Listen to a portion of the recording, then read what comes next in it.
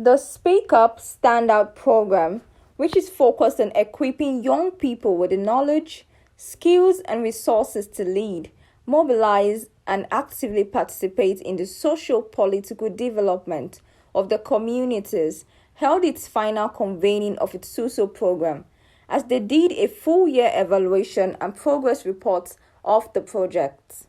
When we started in 2017, we started as an unregistered youth movement. We're bringing about young people who were passionate about the SDGs in Nigeria and how to take local and national action on the SDGs. And as an organization which was unregistered, we faced a lot of challenges, especially with regards to funding. And one of the things we said we were going to do when we got registered is to ensure that we open up the space for young people with innovative ideas who may not be registered to be able to access funding. And that realization of our own predicament when the organization started in 2017 until we got registered in 2021 was what culminated into the Speak Up Stand Out program. So it's basically an opportunity to provide mentoring to budding leaders, an opportunity to also be able to provide financing to be able to carry out projects in communities, and finally also be able to provide some sort of self-care with respect to stipends to the activists on the program. And the beautiful part about the Speak Up Standout is that it's an influencing grant which is being supported by the Netherlands government through Voice.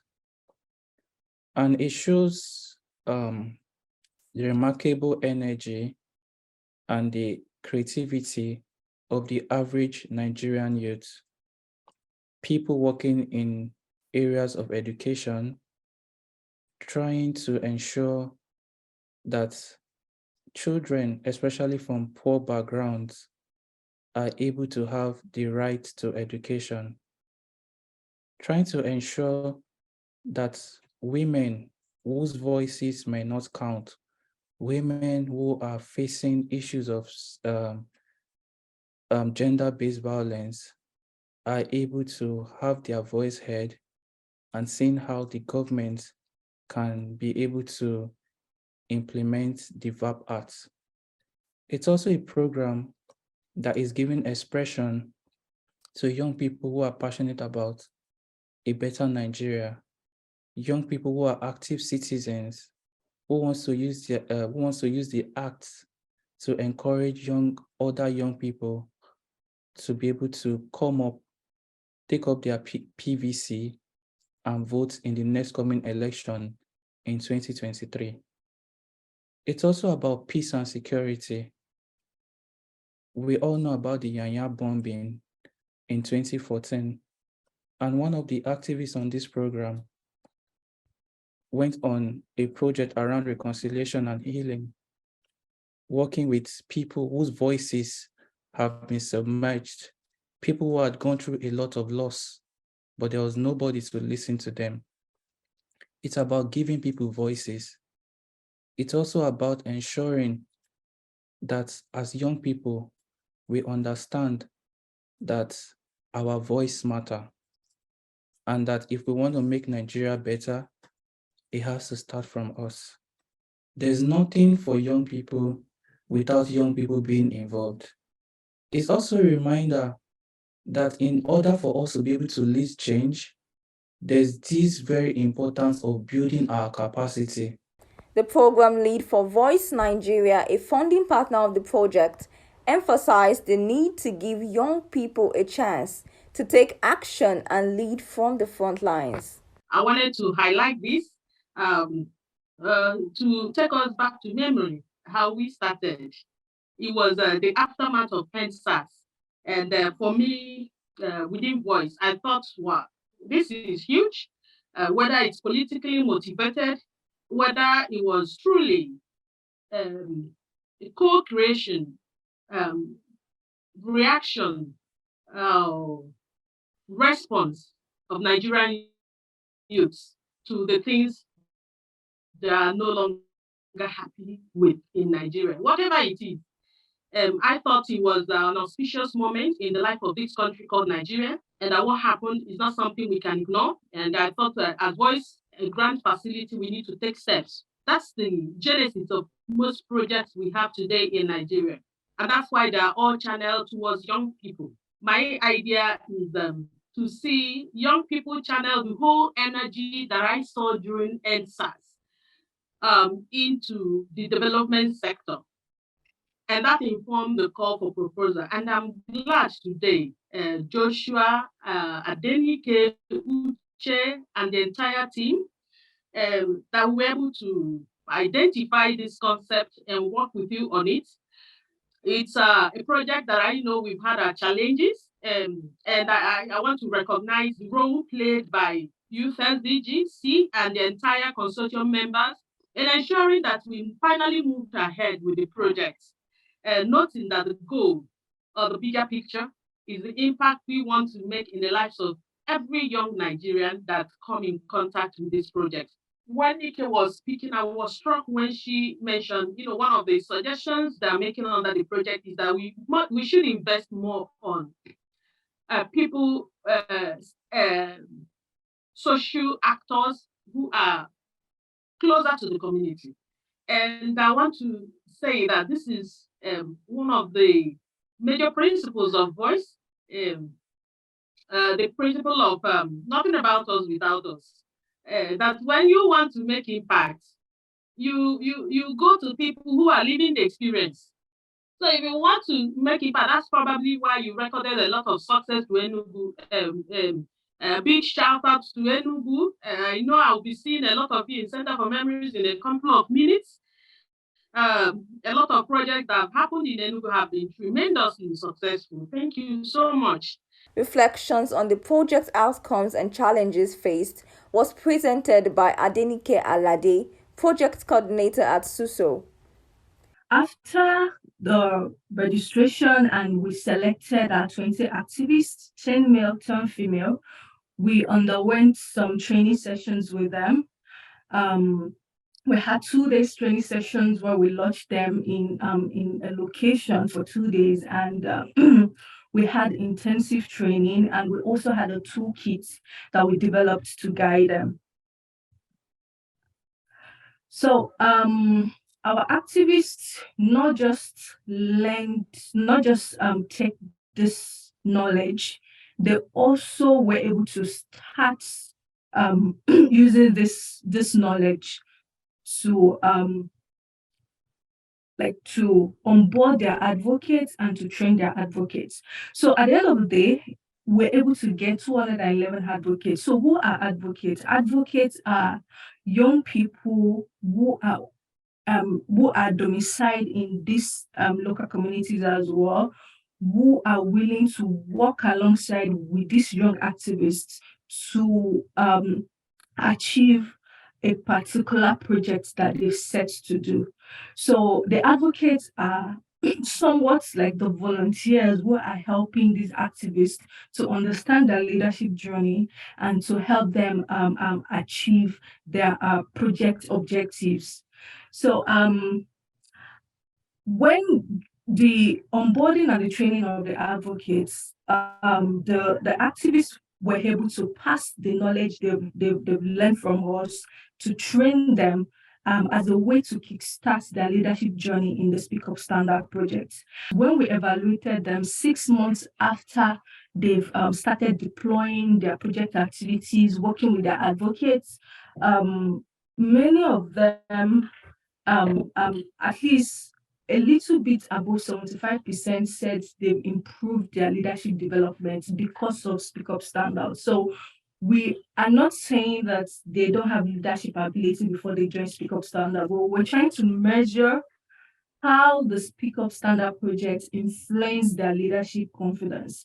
And 75% above said that the Speak Up standard after 6 months has actually improved their ability. And after 1 year,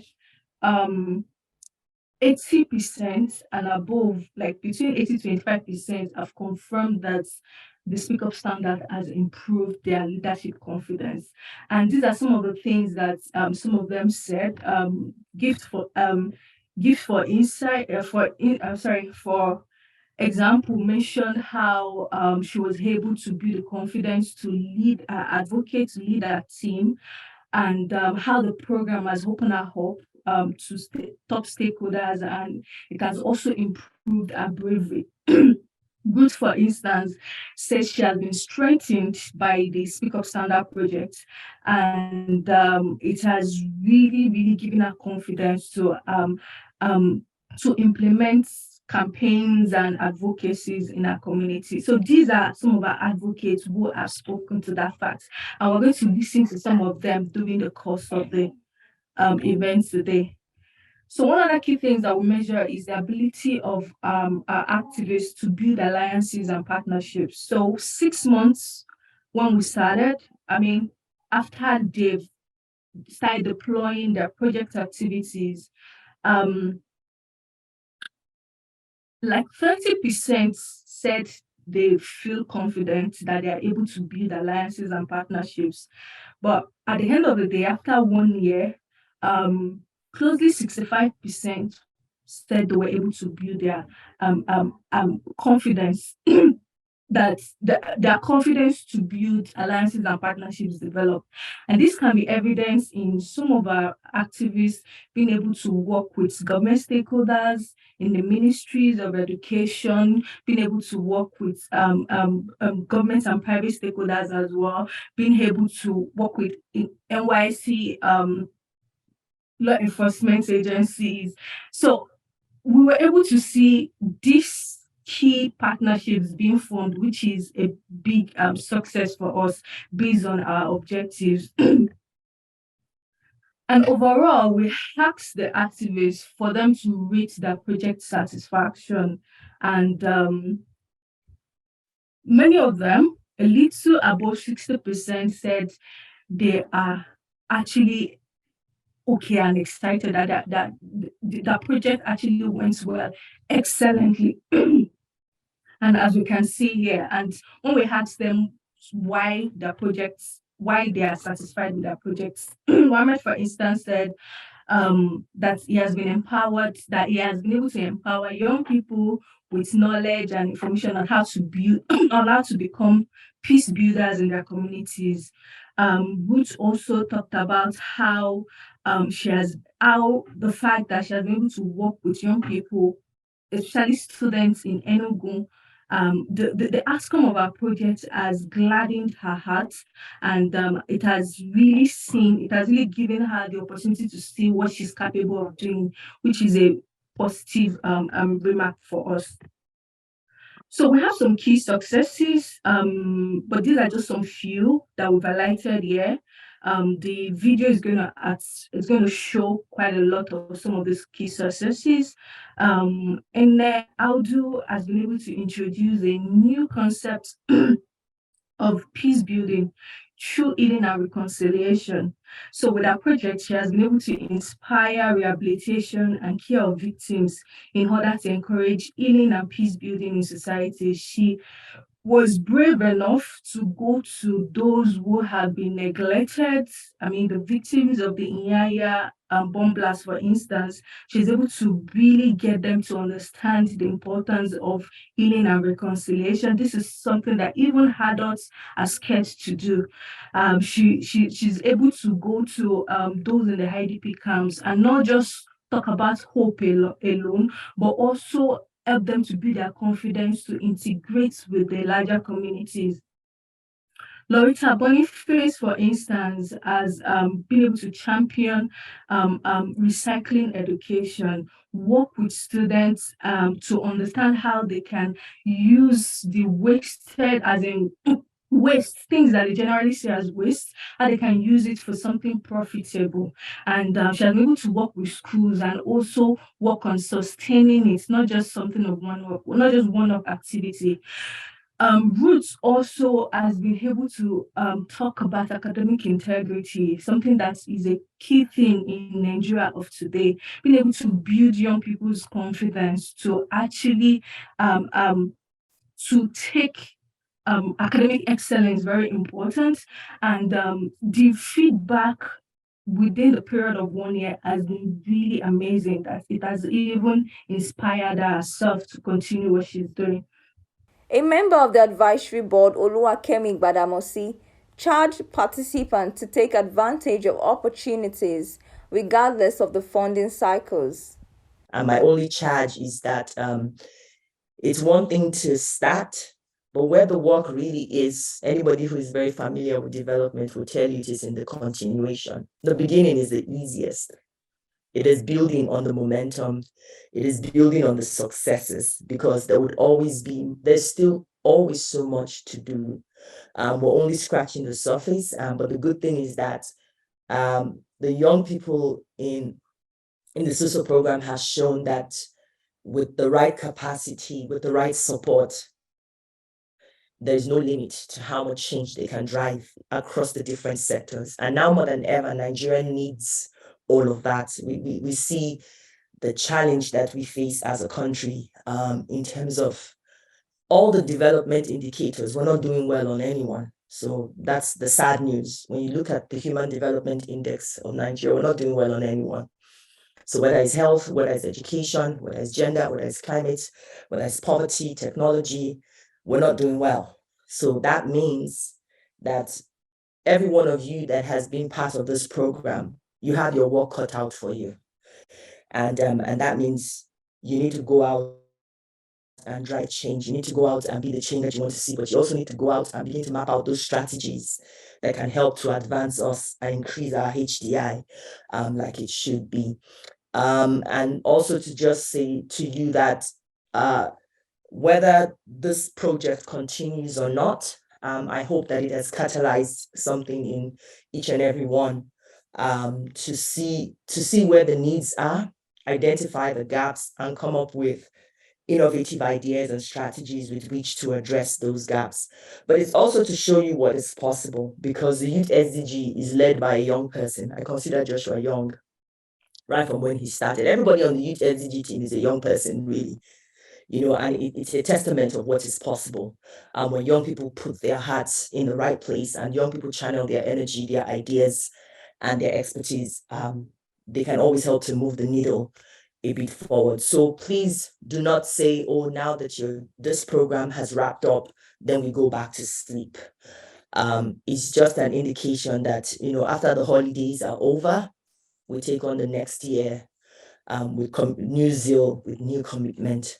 I just want to say thank you to the Voice team, because without the funding is always critical. The technical expertise is also very needed in the development space. And without that, there's not much we can do with the ideas that we have. So thank you to the funders for creating this opportunity to take this idea from just an idea to actually becoming a social movement that is now making a lot of impact. And it's my hope that this will open more doors and more roads for not just the Youth SDGs, but every young person that has been a part of this program to actually,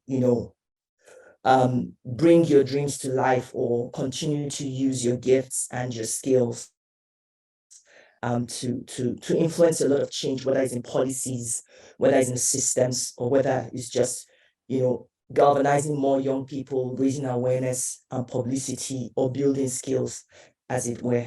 And on the need for self-care, Chioma Agwegbo said speaking up is the beginning.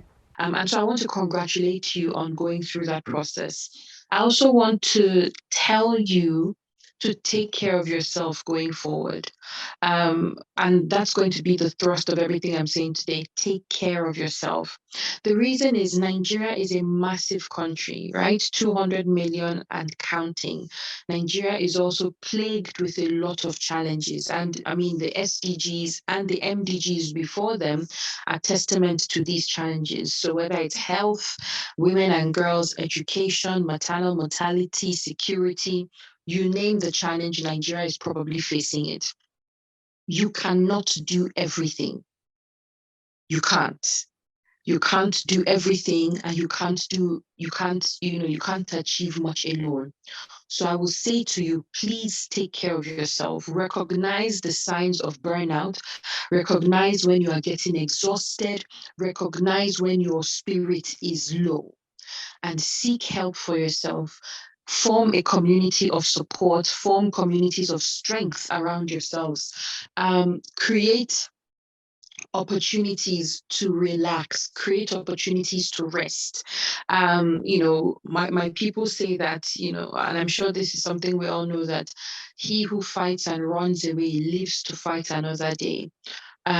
Take care of yourself physically. If you need to work out to stay fit, please do that. It helps your mind as well. Take care of yourself mentally. If you need to speak with a therapist, there's no shame in that. Ensure that, the cup from which you are going to pour out within communities as you do your grassroots work, ensure that that cup doesn't get empty. Also, take care of yourself spiritually. Different people worship different things. Just ensure that you maintain those connections that ensure that you are a rounded human being, spirit, soul, and body. Participants shared their experiences both as advocates and activists. The journey has been so good that it made me like, this part of myself I never knew, this leadership aspect, leading other people, that is not just you. So it's been quite an interesting journey that even despite the threats and everything, we are able to do like almost 5 PVC awareness in even UNN, in SOCA environs. So, and later we now design our project to be going to schools, since going out there in the street. So we now started visiting schools to talk about PVC registration. And during the course of the project, we found out that it's not about registering. It's equal, like you have to go and pick up the PVC. So we also designed an awareness program that's about PVC collection, which we equally we went on radio, even in newspapers, encouraging youth to register for PVC. So I think that has been a journey so far with SUSO, and I enjoyed the journey. A very beautiful spoken word piece was presented. This is a call, not for you alone, but I myself, without segregation or specification, with an open mind and positive intention, to the heart that beats life into existence.